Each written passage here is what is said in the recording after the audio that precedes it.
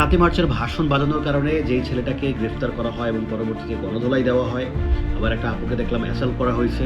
এই যে কাজটা হয়েছে এটা অত্যন্ত জঘন্য কাজ হয়েছে, খুব খারাপ কাজ হয়েছে এবং এটা খুবই খারাপ কাজ হয়েছে। এই কাজটা যারা করছে তারা পশু, তারা বর্বর। তারা হচ্ছে যে ঠিক ততটাই পশু যতটা পশু হইলে একটা মানুষের সাংস্কৃতিক অধিকার, একটা মানুষের ব্যক্তিগত অধিকার হনন করা যায়। এখন বলতেই পারেন যে এখন আওয়ামী লীগের সব কার্যক্রম নিষিদ্ধ। তো প্রথম কথা হয়েছে যে ৭ই মার্চের ভাষণ বাজানো আওয়ামী লীগের কার্যক্রম কিনা সেটাতে আমি পরে আসতেছি। প্রথম কথা হচ্ছে হ্যাঁ, আওয়ামী লীগের কার্যক্রম নিষিদ্ধ। ধরেন ৭ই মার্চের ভাষণ বাজানোটা আওয়ামী লীগের কার্যক্রম। একজন মানুষ হিসেবে, বিবেকবান মানুষ হিসেবে আপনি নিজেকে প্রশ্ন করবেন, ৭ই মার্চের ভাষণ বাজানো যদি আওয়ামী লীগের কার্যক্রম হয়েই থাকে এবং সেটি যদি আইনভাবে নিষিদ্ধ হয়ে থাকে, পুলিশ অ্যাকশন নেবে, আপনি না। কেউ গণধোলাই দিতে পারবে না। যারা গণধোলাই দিল এই সন্ত্রাসীরা কারা? এরাই মব সন্ত্রাসীরা, এরাই জামাত শিবিরের লোকজন, এরাই বাংলাদেশের স্বাধীনতা বিরোধীরা। এটা আপনাকে অ্যাডমিট করতেই হবে যে আইনটা যারা নিজের হাতে তুলে নিল তারা আসলে আইনকে শ্রদ্ধা করে না, বাংলাদেশের আইনকে তারা তোয়াক্কাই করে না, ক্ষমতার অপব্যবহার তারা করতেছে। পুলিশ তাদের বিরুদ্ধে কেন কোনো অ্যাকশন নেয় নাই, আই ডোন্ট নো। এটাই বাংলাদেশ। বাংলাদেশের কালচারটা তো এমনই। যখন হচ্ছে যে আওয়ামী লীগ ছাত্রলীগ যখন জামাত শিবিরকে পিটাইতো তখন কিন্তু পুলিশ আওয়ামী লীগ ছাত্রলীগকে কিন্তু গ্রেফতার করতো না, কি করতো? ওই জামাত শিবিরকেই গ্রেফতার করে নিয়ে যাইতো। সো একই সিস্টেম কিন্তু এখন চলতেছে। অর্থাৎ আওয়ামী লীগকে মানুষ যতটা খারাপ ভাবে, যতটা ঘৃণা করে, জামাত ঠিক ততটাই ঘৃণা পায় এবং ৭১ সালের হিসাব করলে আরো বেশি ঘৃণা পায়। সো মানুষের হঠাৎ করে একটা সাপোর্ট নিয়ে জুলাইয়ের সময় জামাত যে ফ্রন্ট লাইনে চলে আসছে, এইটা সম্ভব হয়েছে দীর্ঘদিন জমে থাকা ক্ষোভের কারণে। মানুষের ক্ষোভ জমছে আওয়ামী লীগের উপরে, কিন্তু এই ক্ষোভটা থাকবে না খুব তাড়াতাড়ি। এই ক্ষোভটা হচ্ছে যে নিউট্রাল হয়ে যাবে। এটার একটা বড় কারণ হচ্ছে আওয়ামী লীগ বা ছাত্রলীগকে যেই অপরাধের কারণে হচ্ছে যে দোষ দেয়া হইতো যে এই অন্যায় তারা করে, তারা মানুষকে মারে, তারা হচ্ছে এই করে সেই করে, পুলিশ তাদের কাউকে কিছু বলে না, তারা আইনের ঊর্ধ্বে এবং পুলিশ তাদের কথা শোনে। ঠিক একই ঘটনা কিন্তু ঘটতেছে। যদি কেউ কোনো ক্রাইম করে তাকে আইন শাস্তি দিবে, তাকে পুলিশ তাকে গ্রেফতার করবে। জামাত শিবির কেন তাকে গণধোলাই দিবে? এবং যতই বলুক যে না মানুষ গণধোলাই দিছে, সাধারণ ছাত্র গণধোলাই দিছে, জীবনও সাধারণ ছাত্র না। ওই ভিডিও ফুটেজ দেখেন, সবাইকে পেয়ে যাবেন। এখনকার যুগে এইটা, এই যে বলে যে মব করে আর বলে যে গণধোলাই দিছে, গণধোলাই বলতে কিচ্ছু নাই।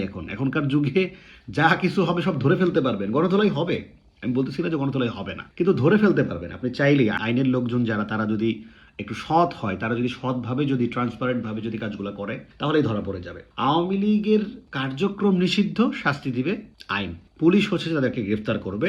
নিষিদ্ধ করার কারণে যে শাস্তিটা বলা হয়েছে, হইতে পারে বাংলাদেশে তো আইন তো এমনই যে আপনি একটা অপরাধ একবার করলে আপনাকে হয়তো বা একবার ওয়ার্নিং দিবে, মুচলেখা নেবে, তারপরে হচ্ছে যে 1 দিন জেল দিবে, 2 দিন জেল দিবে, 5 দিন জেল দিবে, মানে এইভাবেই চলে। আমি দেখছি, আমি তো আর আইন অতটা জানি না, কিন্তু কথা হচ্ছে যে আপনি যখন একটা এমন কাজ করবেন যেটা প্রাণঘাতী, মানুষের প্রাণ নিতে পারে বা মানুষকে বড় রিস্কে ফেলে দিতে পারে, তখন আস্তে আস্তে শাস্তিটা বাড়বে। তখন হয়তো বা মারামারি বলেন বা জেল হাজতে দেওয়া বলেন, তখনও একটা আইনি প্রসিডিউর আছে যে আপনি যখন মানুষকে ক্ষতি করবে। তো এই যে পুরা আইনটাকে তোয়াক্কা না করে, আবার দেখলাম যে থানা থেকে হচ্ছে যে তাদেরকে বের করে নিয়ে আসার ব্যাপার দেখলাম, পুলিশ কাস্টাডি থেকে তাদেরকে বের করে নিয়ে এসে মানুষ মারলো। এই যে একটা ব্যাপার, একটা শিক্ষিত বিবেকবান মানুষের চোখ দিয়ে আপনি দেখেন যে এটা কতটা খারাপ কাজ হয়েছে, যে একটা অপরাধীকে থানা থেকে নিয়ে এসে গণধোলাই দেওয়া হয়েছে, মানুষ গণধোলাই দিয়েছে। সো আপনি আইনটা আসলে কি বুঝেন? আপনি একজন বর্বর পশু। পশু হওয়ার কারণে আপনি এটাকে সমর্থন করতেছেন। আপনি আওয়ামী লীগকে যেই কারণে ঘৃণা করেন সেই কাজটা নিজে করতেছেন। বর্বর পশু যদি কেউ না হয় তাহলে সেই কাজটা করবে না, কখনোই করবে না। এবং এই পশুত্ব, এই বর্বরতা যখন একটা দেশে চলতে থাকে, ওই দেশটা কোনোদিনও ভালো হয় না। ইউ উইল নেভার নো যে আপনার ফ্যামিলি কবে আক্রান্ত হবে, আপনি কবে আক্রান্ত হবেন, সেটা আপনি কখনোই জানেন না। মব এমনই। আপনি বলতে পারেন যে টার্গেটেড মানুষ ছাড়া আসলে মব হয় না। মব আসলে যতই মব বলুক, ঘুরে ফিরে যারা অন্যায় করছে তাদের উপরে এই মবটা আসে। এইভাবে হচ্ছে যে হয় না, এইভাবে হচ্ছে যে বিষয়টা কাজ করে না। আপনি যদি বাংলাদেশকে ভালোবাসেন তাহলে আপনি চাইবেন যে ল অ্যান্ড অর্ডার প্রতিষ্ঠা হোক। আপনি যদি বাংলাদেশকে ভালোবাসেন, দেশের উন্নতি চান, তাহলে কখনোই আইন নিজের হাতে তুলে নেবেন না। আপনি যেই দলেই থাকেন না কেন, ভিকটিম হন, আপনি সরকারি দলে থাকেন, আপনি কখনোই আইনটাকে নিজের হাতে তুলে নেবেন না। এবং যেই দেশেই আইনটাকে কেউ নিজের হাতে তুলে নেয় না, সেই দেশটাই কিন্তু ভালো আছে। ইউরোপের দেশগুলো ভালো আছে এই কারণেই, কারণ এখানে আইন নিজের হাতে তুলে নেওয়ার কোনো সিস্টেম আসলে নাই। এমনকি পুলিশও এখানে যখন মানুষকে অ্যারেস্ট করে তখন যথেষ্ট নিয়ম কানুন ফলো করে এবং কোথায় ধরতে হবে, কিভাবে ধরলে পরে ব্যথা পাবে পাবে না, বা তার কোনো ক্ষতি হবে কি না, বা তাকে জোর করে চেপে ধরলে তার নিঃশ্বাস বন্ধ হয়ে যাবে কি না, অনেক কিছু ফলো করে তারপরে পুলিশ হচ্ছে যে একটা মানুষকে গ্রেফতার করে। তো দেখেন, একটা সভ্য দেশ আর একটা অসভ্য দেশের পার্থক্যটা কি। একটা সভ্য দেশে পুলিশ যে অ্যারেস্ট করে সেটারও কিছু নিয়ম আছে, পুলিশ কাউকে আঘাত করতে পারবে না। আর একটা অসভ্য দেশে কি করে, র্যাব গুলি করে মানুষ মেরে ফেলে, পুলিশ গুলি করে মানুষ মেরে ফেলে। পুলিশের কাছ থেকে হচ্ছে যে এই যে সরকারি দলের যারা ক্ষমতায় আছে অথবা বিরোধী দল, মানে এখন তারাই তো ক্ষমতায় আছে, সরকার আর বিরোধী দল, আওয়ামী লীগ ছাড়া এখন সবাই ক্ষমতায় আছে। তো তারা কি করলো, সরাসরি ছিনিয়ে নিয়ে আসলো, একটা মানুষকে ছিনিয়ে নিয়ে এসে মব করে তাকে মারধর করলো। যারা জামাতি, যারা ভাই ব্রাদার আছে, যারা মানে আমি তো একজন বাংলাদেশের মানুষ, জামাতের অসংখ্য লোকজন আছে, আমার আত্মীয় স্বজন আছে, আমার হচ্ছে যে মানে বন্ধু বান্ধব আছে, অনেক আছে, জামাত করে, শিবির করে, বিএনপি করে, অনেক আছে। তো তারা আমাকে বলে যে আমার এত জলে কেন, আমাকে বলে জলে কেন এই ছাত্রলীগকে মারছে বলে, বা ৭ই মার্চের ভাষণ বাজানোর কারণে একজন মানুষকে মারা হয়েছে, আমার জলে কেন আমাকে জিজ্ঞেস করে। আবার আমি পুরো ফেসবুকটা ঘুরে দেখলাম যে না, শুধু আমি না, সবাইকে এটা ওরা বলে। মানে এটাই হচ্ছে যে জামাতের একটা প্যাটার্ন, যে জামাত যেটা করে সবাইকেই করে একসাথে। তো এই জামাত শিবির বলেন, রাজাকার বলেন, স্বাধীনতা বিরোধীরা বলেন, তারা কোনোদিনও দেশে শৃঙ্খলতা চায় না, তারা বাংলাদেশ সুশৃঙ্খল হোক কখনোই চায় না। এই যে বলে জলে কেন, আসলে তাদেরকে আমি অ্যান্সার দেইনি সরাসরি, এই ভিডিওর মাধ্যমে বলতেছি, যাদের আমার ভালো লাগে অথবা যারা মনে করেন যে না আমি ফ্যাক্টগুলো বলার চেষ্টা করি।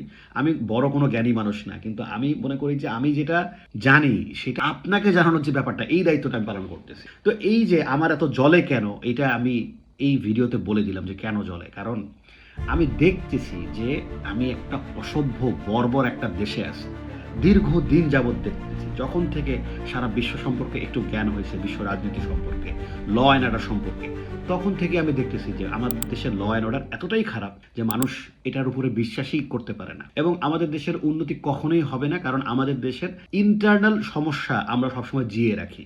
রাজনৈতিক লোকজন ইন্টারনাল সমস্যাগুলিকে সবসময় জীবিত রাখে, যেন তারা ফায়দা নিতে পারে, এবং তাদের ফায়দা নিতে গিয়ে দেখেন দেশের কিন্তু আলটিমেটলি কোনো লাভ হয় না। আজকে যদি দেশের মধ্যে ল অ্যান্ড অর্ডার যদি স্ট্যাবলিশ হয়, কার লাভ হবে? আওয়ামী লীগের না বিএনপির না জামাতের? কার লাভ হবে? প্রতিটা বাংলাদেশি মানুষেরই লাভ হবে, কারণ তখন কেউ অন্যায় করলে শাস্তি পেতে হবে, এবং অন্য কেউ এসে হচ্ছে যে কারো উপর আঘাত করবে না। এই যে অবাধ স্বাধীনতা তখনই মানুষ এনজয় করতে পারে, উপভোগ করতে পারে, যখন হচ্ছে যে ল অ্যান্ড অর্ডার ভালো থাকে। ইউরোপের দেশগুলোতে দেখেন না। তো এই যে যারা বলে যে আসলে এত জলে কেন, তো আপনাদের এই অজ্ঞতার চিকিৎসা আমি কিভাবে করাবো? আপনারা কিভাবে বুঝবেন যে আপনারা একটা কত নোংরা একটা জায়গায় আছেন, যে জায়গায় কিছুদিন আগে আপনার প্রাণের নিশ্চয়তা ছিল না, আপনার বেঁচে থাকার নিশ্চয়তা যেখানে কিছুদিন আগে ছিল না, সেখানে আপনি এখন অন্য একজন মানুষকে মারতেছেন, অন্য একজন মানুষের জীবন আপনি নষ্ট করতেছেন, অন্য একজন মানুষের উপরে, আইনের উপরে যে আপনি হচ্ছে যে বল প্রয়োগ করতেছেন, অন্যায়ভাবে খুন করতেছেন, অন্যায়ভাবে মব করতেছেন। তো আপনি আসলে কোন সাধু? আপনি তো সেই পশু, আপনি তো সেই বর্বর লোক। আপনার এই চিকিৎসা আসলে কিভাবে হবে? আপনিও তো দেশের ল অ্যান্ড অর্ডার নষ্ট করার জন্য যথেষ্ট ভূমিকা রাখতেছেন। তাহলে আপনি কি দেশের ভালো চান না?